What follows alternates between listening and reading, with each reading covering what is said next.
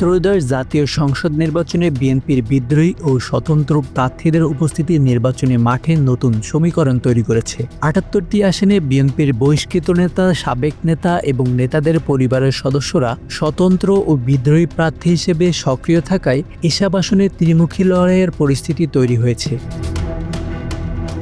আর এতে জামায়াতে ইসলামের নেতৃত্বাধীন ১১ দলীয় জোট কৌশলগতভাবে সুবিধা দেখছে, যদিও প্রকাশ্যে তারা বিষয়টিকে সুযোগ হিসেবে স্বীকার করছে না।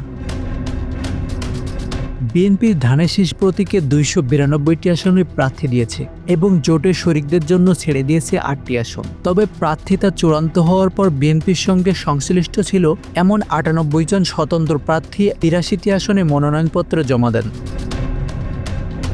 পরবর্তী সময়ে কয়েকজন সরে দাঁড়ালেও প্রার্থিতা প্রত্যাহারের সময়সীমা শেষ হওয়ায় ব্যালটে থেকে গেছেন সবাই। বর্তমানে ৭৮টি আসনে বিএনপির ৯২ জন বিদ্রোহী প্রার্থী সক্রিয়ভাবে মাঠে রয়েছেন।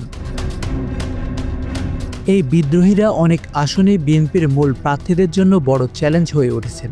দলীয় নেতাকর্মীদের অভিযোগ, অনেক জায়গায় নব্য ও আন্দোলনের সক্রিয় প্রার্থীদের মনোনয়ন দেওয়ায় ত্যাগী ও জনপ্রিয় নেতারা বঞ্চিত হয়েছেন।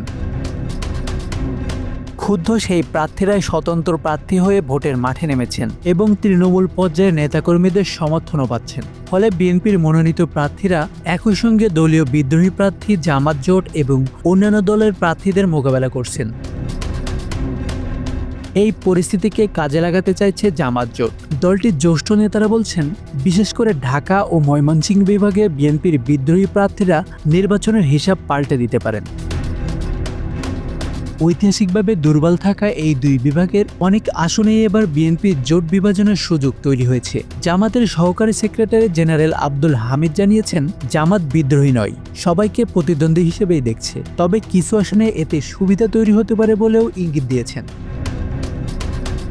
পরিসংখ্যান অনুযায়ী বিএনপির সংশ্লিষ্ট বিদ্রোহী প্রার্থী রয়েছেন এমন ৭৯টি আসনে ৩৯টি আসনে জামাত বা তার শরিকরা সরাসরি প্রতিদ্বন্দ্বিতায় রয়েছেন। পশ্চিমাঞ্চলের রংপুর, রাজশাহী এবং খুলনা বিভাগে জামাত শক্তিশালী অবস্থানে থাকলেও মধ্যাঞ্চল ও পূর্বাঞ্চলে বিএনপির বিদ্রোহী প্রার্থীরা জামাতের জন্য নতুন সুযোগ তৈরি করেছে।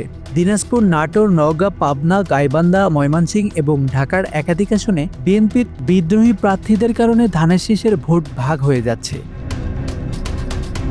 শুধু জামায়াত নয়, তাদের শরিক দলগুলো এই বিভাজনের সুবিধা পাচ্ছে। সিলেট, মৌলভীবাজার, হবিগঞ্জ, ব্রাহ্মণবাড়িয়া, কুমিল্লা, নোয়াখালী এবং চট্টগ্রামের বেশ কয়েকটি আসনে বিএনপির বিদ্রোহী প্রার্থীরা থাকায় জামায়াত জোটের শরিকদের জয়ের সম্ভাবনা বেড়েছে বলেই মনে করছেন সংশ্লিষ্টরা। সব মিলিয়ে আওয়ামী লীগবিহীন এই নির্বাচনে বিএনপির অভ্যন্তরীণ বিভাজন সবচেয়ে বড় ফ্যাক্টর হয়ে উঠেছে। বিদ্রোহী প্রার্থীরা যেখানে বিএনপির জন্য সংকট, সেখানে জামায়াত জোটের জন্য তা হয়ে উঠেছে সম্ভাব্য জয়ের রাস্তা। আসানুর রহমান মিঠু, বাংলা অ্যাফেয়ার্স।